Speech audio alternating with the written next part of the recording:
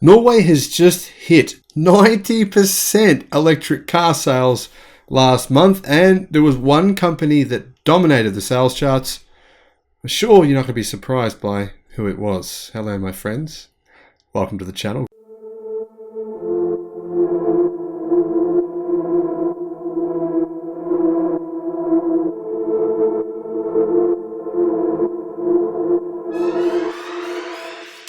Great to see you. What an example Norway have set for the rest of the world. Isn't it brilliant? You know, Norway, 90% EV. Unbelievable. I mean, seriously, I've had emails coming from people who watch the channel saying my internal combustion engine car, even though we're in this crazy market, right, where secondhand cars are just worth insane money all over the world because, car production is apparently not good enough to meet demand. Even though we're in this environment, internal combustion engine cars are not holding their value very well in Norway. Well, as you can expect for a technology that clearly 90% of people do not want.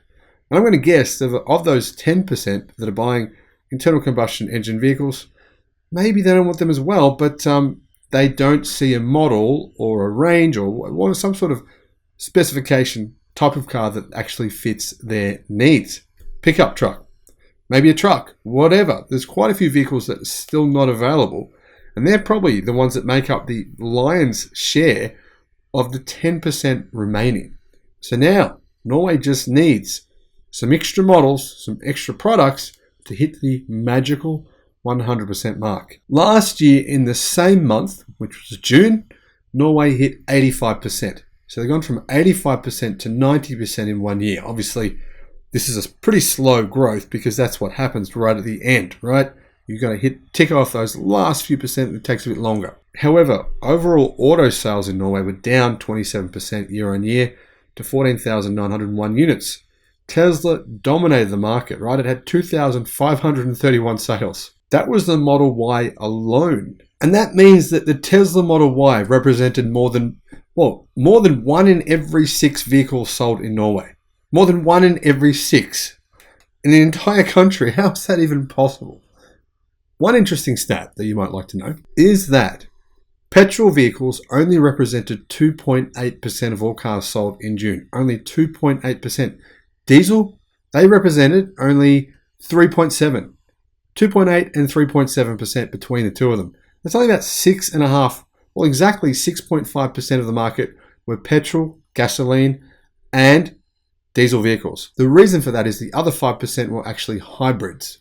So really, there's not very far to go before we get to 100% in Norway. Now here's the list of top selling EVs in Norway, which I think is quite interesting because it shows you possibly the trends that we're going to see in the rest of Europe over the coming 12 months. Tesla Model Y, 2,531 deliveries.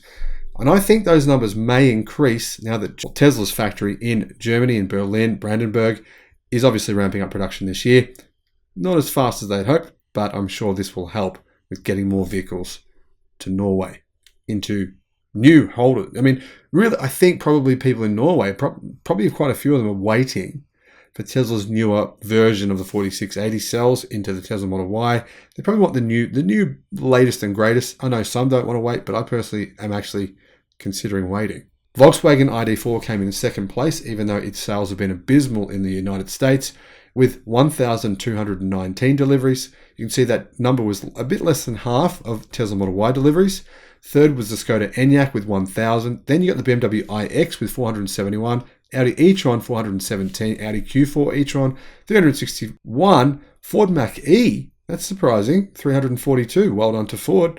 Hyundai Kona 308, BMW i4 299, Ioniq 5 273.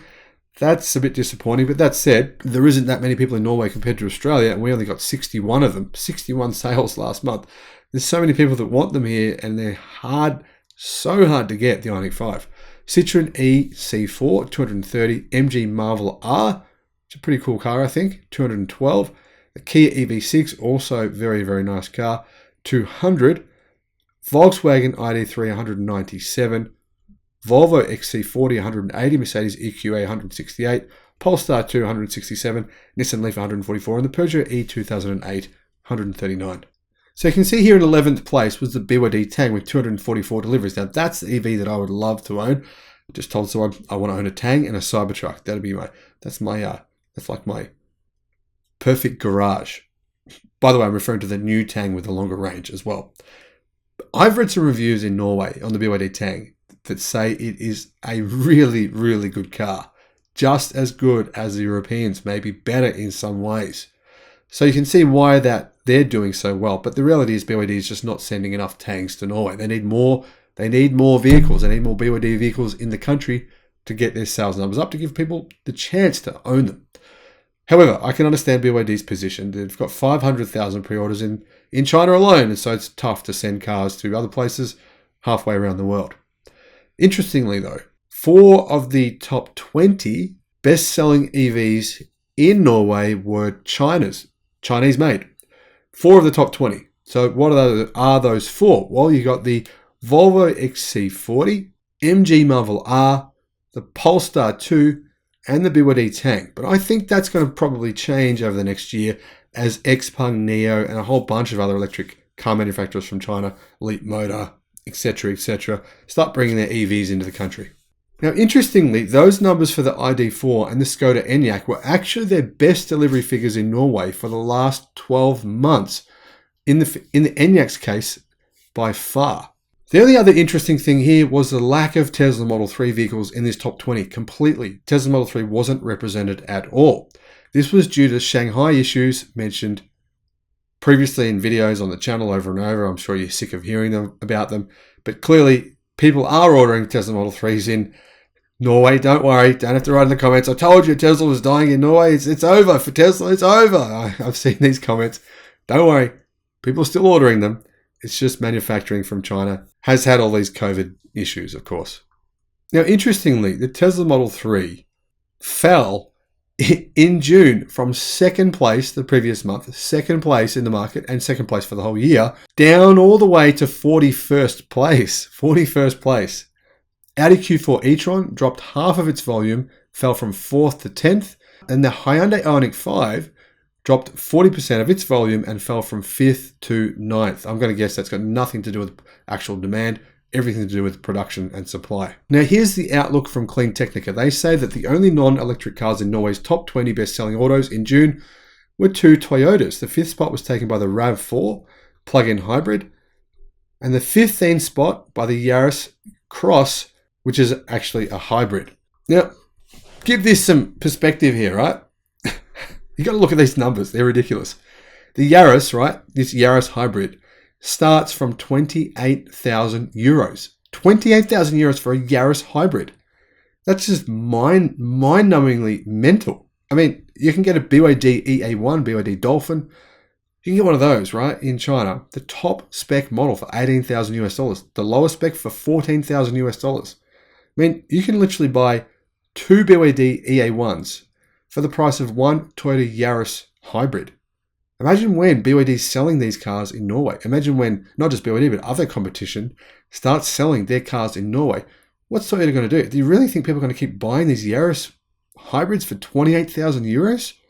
I mean, this is unbelievable. I can't believe the price they charge. Anyhow, apparently the Peugeot E208, which is fully electric, and the Opel Corsa E are a match for the Yaris on price and even on size as well, but some shoppers feel they fall a bit short on range. They have a WLTP rating of around 360 kilometers, and in realistic hard Norwegian winter, highway range of perhaps 200 to 220 kilometers. Well, Clean Technica, sorry guys, that's completely wrong. I just shared a video about a range test done in the middle of winter in Norway, testing about 32 different electric cars, including both of those cars you just mentioned, where the ranges that came in, the actual range they ran them till they were dead. The ranges they did, incredibly, came in between about 10 to 18% on average below the actual numbers quoted by the manufacturers, which is incredible. Cold weather performance has significantly improved over the last 12 months in EVs all over the world, which is really cool to see. Now, if you want to see that video, I'll put a link in the description below to that video.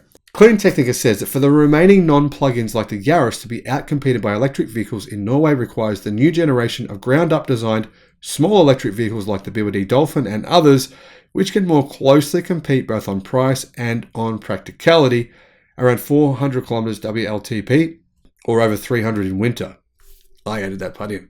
Until such compelling models are offered at lower price points and in a few remaining niche segments, I don't see how BEVs or electric vehicles can close out the last few percent of sales. Nevertheless, plug-ins will continue to climb into the mid 90% range in the months ahead. Other things being equal, it's likely that by September or October, plug-in vehicles will account for 95% of all vehicle sales in Norway. It's going to continue all the way up, baby, all the way to 100%. So what's your prediction? What's your prediction on Norway getting to 100%? 90%? How long is it going to take for them to get that final 10%? I'm going to go with by the end of next year. End of next year, end of 2023, that's my prediction. I'm sticking with it. But what's yours? Let me know in the comment section below.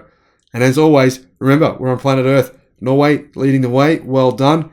The world is coming soon. I know it's taking a bit more time, but we're going to get there. And things are looking amazing. Thank you for watching. Bye-bye.